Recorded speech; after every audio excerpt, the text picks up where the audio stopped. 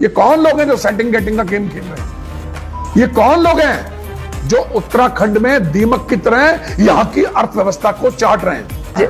जिस तरीके से शिव अरोड़ा जी के जीजा को ये देने की कोशिश की गई है, ये इस बात को साबित करता है कि कहीं ना कहीं सरकार संरक्षण दे रही है।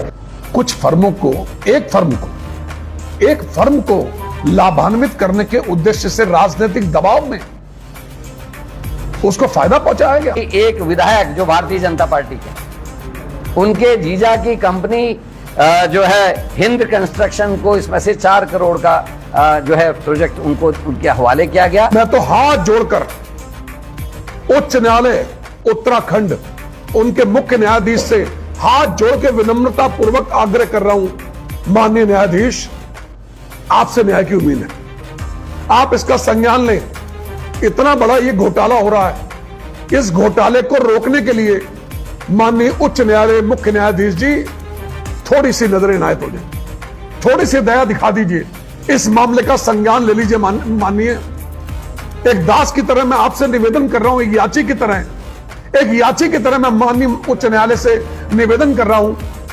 मैं बड़े दुख के साथ कहना चाहता हूं, पन्नगर बीज विधायन संयंत्र की बात मैं कर रहा हूं, जिसमें हल्दी में जो हमारे टीडीसी है उसको बर्बाद और खराब किया जा रहा है, खत्म किया जा रहा है।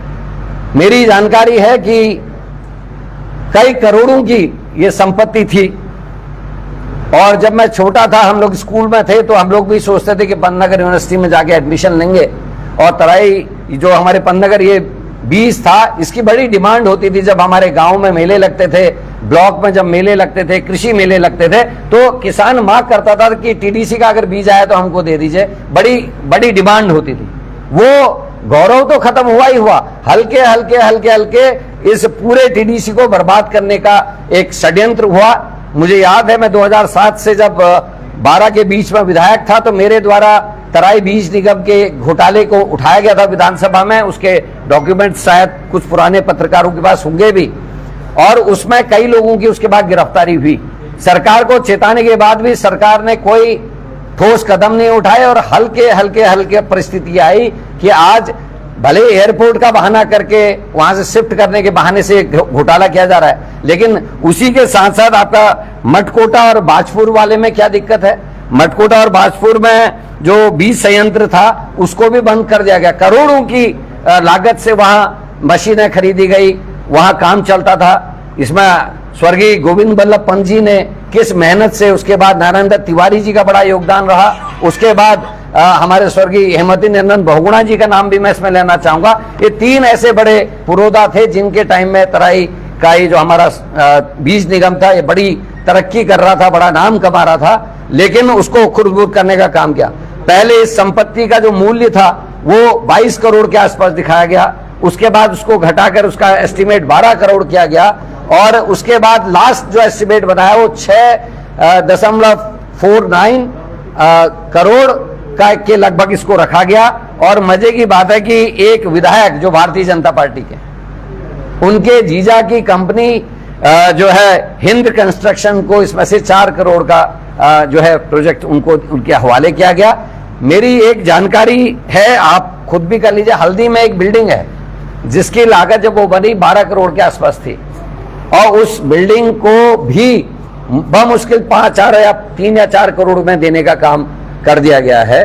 तो ये सरकारी संपत्तियों की खुली लूट सरकार की देखरेख में, सरकार के संरक्षण में, अधिकारियों की देखरेख में हो रही, इस बात को मैं कहता हूं। मैं आज आप सबके बीच में माननीय हाईकोर्ट को धन्यवाद देना चाहता हूं, क्योंकि उन्होंने इंटरवीन किया और इसको रोकने का काम किया है। मैं आज ये भी कहना चाहता हूं कि आज सरकार नहीं चल रही, आज जितने भी निर्देश आ रहे हाईकोर्ट के द्वारा आ रहे, उसके बाद सरकार इंप्लीमेंट करने की बात करती है। पहले ही क्यों नहीं ठीक से काम हो रहा?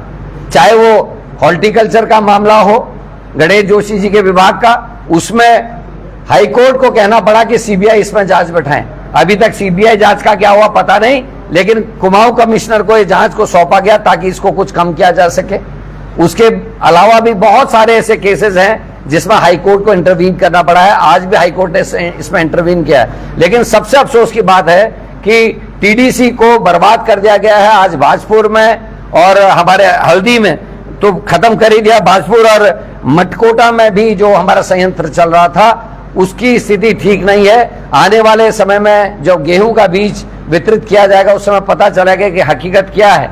लेकिन हम आपकी मदद चाहते हैं इसमें, ताकि इसमें कोई ऐसा काम ना हो जिससे ये एक जो कई पुश्तों से जिस बीज निगम को उभारा गया, बनाया गया, आप सब जानते हैं, मेरे ख्याल से सैकड़ों करोड़ रुपया इसमें लगा होगा जब इसको डेवलप किया, इतनी लैंड्स जमा की गई। पुराने लोगों की सोच थी एक बड़ी कि उन्नत बीज जो है किसानों तक पहुंचाया जाए ताकि फसल अच्छी हो और लोगों को उसका लाभ हो, लेकिन ऐसा कुछ देखने को नहीं मिला। और आज जिस तरीके से शिव अरोड़ा जी के जीजा को ये देने की कोशिश की गई है, ये इस बात को साबित करता है कि कहीं ना कहीं सरकार संरक्षण दे रही है। चाहे वो आदेश चौहान का केस हो, चाहे वो आज शिव अरोड़ा का केस हो, ये सारे केसेस इस ओर को इंगित करते हैं कि सरकार इन सभी जो अपराध हैं इनमें संलिप्त है। धन्यवाद।